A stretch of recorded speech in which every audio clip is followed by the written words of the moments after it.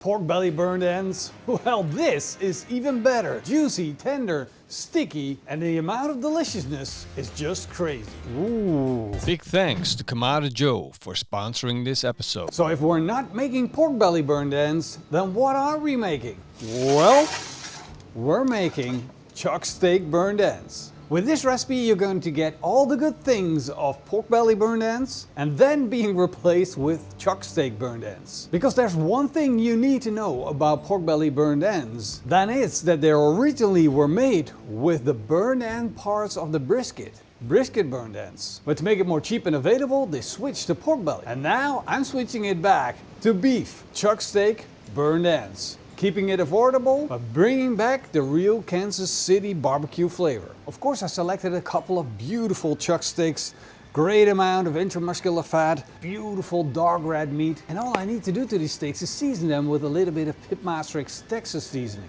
Don't be shy with the seasoning. This first layer of flavor is going to make the beef pop.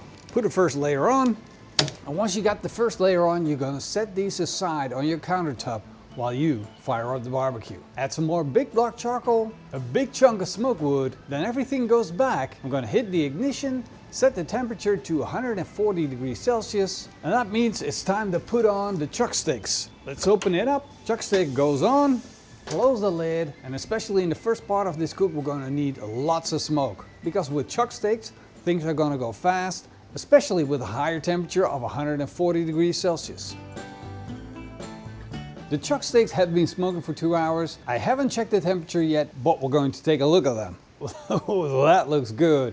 That is the color that I'm looking for. Now the temperature I want to get all the way up to 92 degrees Celsius core temperature, but in this first stage we're just going to focus on the looks. And as you already look pretty amazing, that mahogany red color from the smoke. We got a little bit of dark burned ends here on the edges. So now I just want to dry out the top side. So I'm going to give them a flip and another half hour on the barbecue.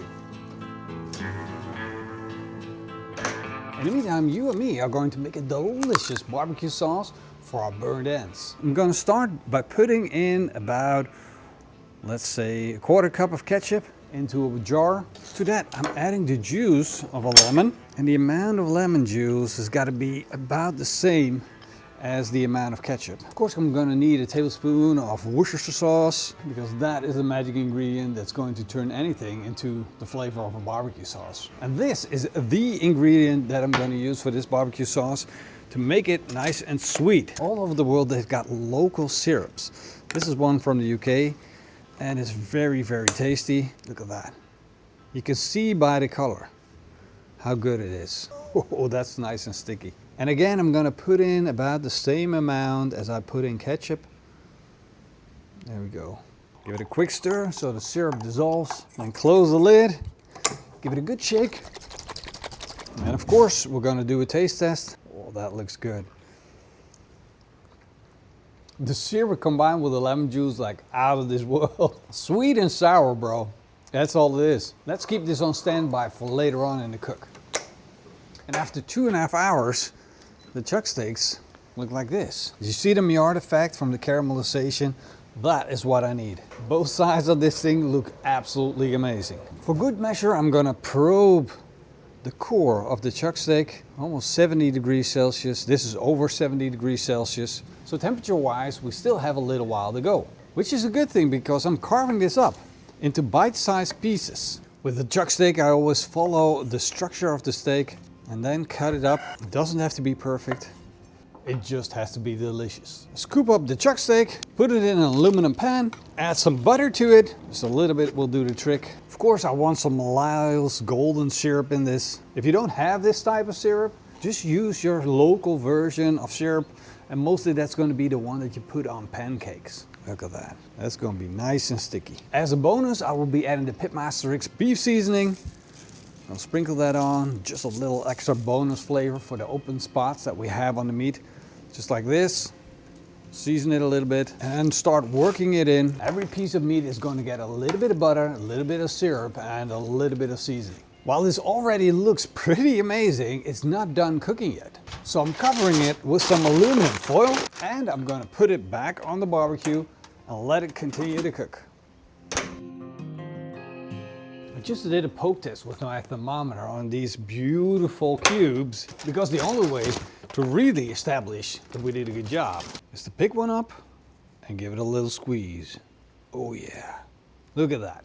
That is melting your mouth tender. It doesn't mean that we're ready though, because there's one more step we need to take. Get them a little wet in their own bath, and then I'm going to dip them individually into the barbecue sauce like that, and then set them on a rack. Every single one of them. Of course, they already look good, but we're taking them to the next level. And now this goes back into the barbecue one more time. Close the lid. It needs about 5 to 10 minutes or so just for the barbecue sauce to stick onto the meat. And the moment of truth, time to take them off. Wow, that looks like pure gold to me. That is so good. It's just the extra touch that makes the difference. Now, of course, I can't touch it at the moment, so I still need to let it cool a little bit. Now, in Kansas City BBQ, this was considered to be a waste product. If you had a brisket and you had some bits that weren't perfect, you just slice it off and they put it on the counter for people to taste. Well, to get the real brisket slices. And that is where the brisket burned end comes from. And then the pork belly burned end came along. And now we have the chuck steak burned end. Do I dare already taste one? I wanna have it so bad, so I'm gonna go for it. There we go, guys. Oh, that is so good. I'm so glad nobody makes me choose between the pork belly burned end and the chuck steak burned end. Because honestly, I wouldn't know. I wouldn't know. Which one do you think is best? I hope you guys enjoyed this video, and if you did, then stop by the shop, pitmasterx.com, and leave me a big thumbs up in the comment down below. See you guys next time. Until then, eet smakelijk and keep on grilling.